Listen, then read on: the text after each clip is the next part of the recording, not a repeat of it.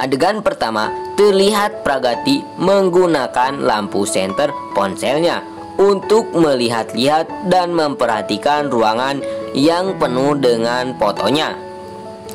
Lalu Pragati pun mengingat percakapannya dengan Sahas, yang dimana ia bersikap posesif tentang dirinya.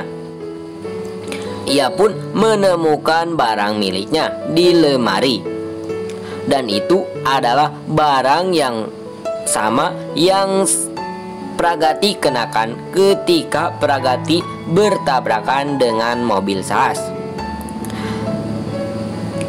Lalu Pragati pun mengatakan, "Saya telah mencari di mana-mana."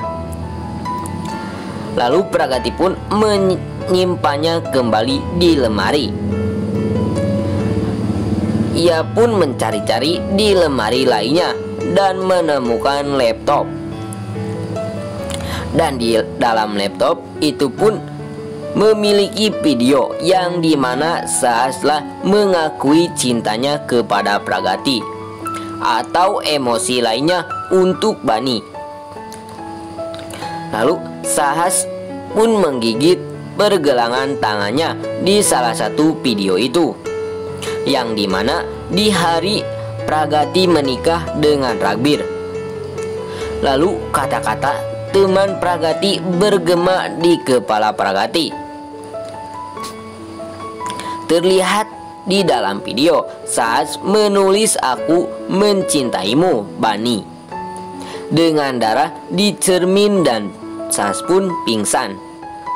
Lalu ada video lain yang direkam ketika ia menemukan Pragati di jalan. Ia pun menjaga gaun itu dengan hati-hati, lalu berkata, "Anda akan memakainya, hari kita akan bersama." Lalu Pragati pun memikirkan kata-kata Ragbir.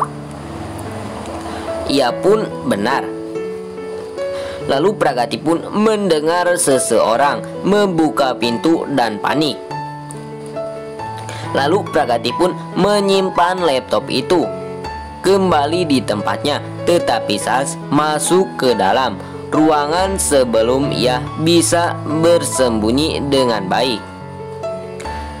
Pragati pun bersembunyi di sebelah lemari.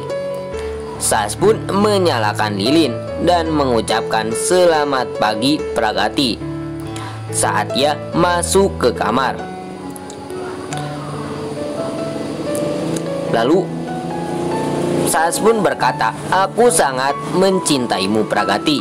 Saya tidak bisa menjauh dari Anda sekarang, tetapi Ragbir datang di antara kami setiap kali saya mencoba untuk mendekati Anda.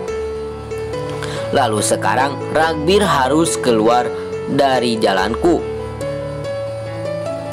Lalu Pragati pun terlihat sangat kaget. Lalu Sahas pun membelai Dupata, tetapi berhenti di jalurnya setelah menyadari sesuatu. Lalu ia pun berjalan kembali ke koridor, tetapi Pragati telah pindah ke tempat yang lain. Lalu ia pun menggoyangkan ide itu dari kepalanya. "Anda belum datang, saya merasa sudah ada. Tidak ada yang bisa gila seperti saya. Saya hanya bermimpi melihat Anda di gaun pengantin ini sekarang." Lalu Sahas pun tidak punya mimpi yang lain. Lalu Pragati berjalan keluar dari ruangan dengan sembunyi-sembunyi. Sahas sibuk berbicara sendiri. Lalu Pragati pun pergi dengan taksi. Lalu Pragati pun masih terguncang dan mengatakan, "Aku akan tetap menganggap Sahas temanku jika aku tidak melihat dia di sisi ini. Aku bodoh karena tidak mempercayai Ragbir. Aku bahkan tidak bisa menanyainya sekarang. Saya harus memainkan permainan dan membawa kebenarannya di depan semua orang. Di adegan selanjutnya, Ragbir minum air selama pertemuan. Ia pun terus lupa poin dan sangat gelisah sepanjang. Lalu inspektor menyarankan untuk menyimpannya di lain waktu. Ragbir pun berteriak padanya terlebih dahulu dan kemudian dengan sopan meminta maaf kepada mereka. Lalu mereka pun keluar dari pertemuan itu. Lalu Ragbir melempar barang dengan sangat marah. Lalu Pragati pun masuk, tetapi ia berteriak pada Pragati untuk tidak menyentuhnya. Saya yakin Anda harus bersama Saas sampai sekarang. Saya meminta bantuan. Anda dan Anda tidak ada di sana.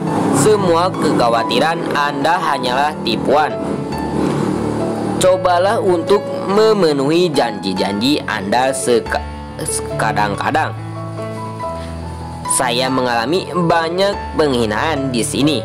Ia pun mencoba menjelaskan, tetapi ia memegangnya erat-erat di pundaknya dan menyebutnya pembohong. Lalu Pragati pun gagal memahami mengapa ia terus melupakan segalanya. Perilakunya mulai berubah dalam hitungan detik. Ada sesuatu yang tidak bisa saya mengerti. Apa yang terjadi padanya belakangan ini? Lalu di adegan selanjutnya, Aditi memberitahu Devraj bahwa pria telah pergi ke rumah orang tuanya. Lalu Devraj tidak dapat memahami apa yang terjadi. Aditi mengatakan pria maupun Dev tidak mengatakan apa-apa. Saya akan berbicara dengannya. Devraj mengatakan kepadanya untuk tidak memberitahu Ragbir apapun. Ia akan menjadi hiper tanpa alasan.